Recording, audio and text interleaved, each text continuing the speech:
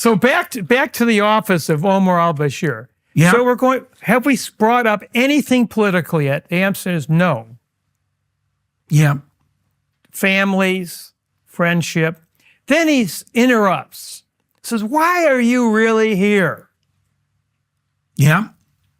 I've heard Gaddafi did the same thing. Why are you really here? Yeah.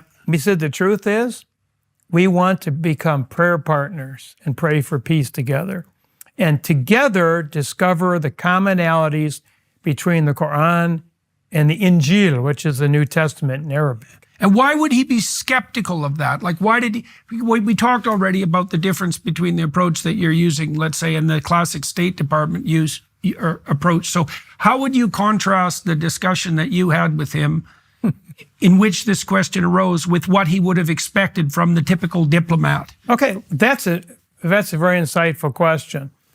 First of all, a typical diplomat, diplomacy is shame. Diplomacy, the things we alluded to earlier, and accusations and failures and positioning and manipulation. And then if they don't agree and the politicians come in and assert themselves, and if the person to whom we are addressing these things to as diplomats disagree, then we bring up the other two, what I call tracks of engagement, and that would be economics. We could threat sanctions on you, your government, or trade. Right, so threat or military, peacekeeping or bombing. Take your choice. Right. So where is my question, Jordan? Where's the good cop?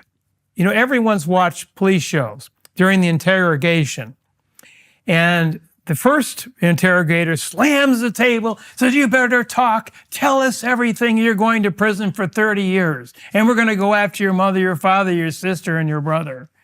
And this person is frightened to death. He's taken out, and his partner comes in and says, here's a cup of coffee, don't mind my partner. Yeah. He gets a little hot emotional. under the collar. Yeah. So don't pay. See, in other words, where is the good cop in U.S. policy? We don't have to be religious with this. So if I were speaking to President Trump or Marco Rubio, who heads the State Department, I would encourage them to consider some type of training for a special advisor or a special envoy that would be for peace and reconciliation, something I don't care about it. Yeah.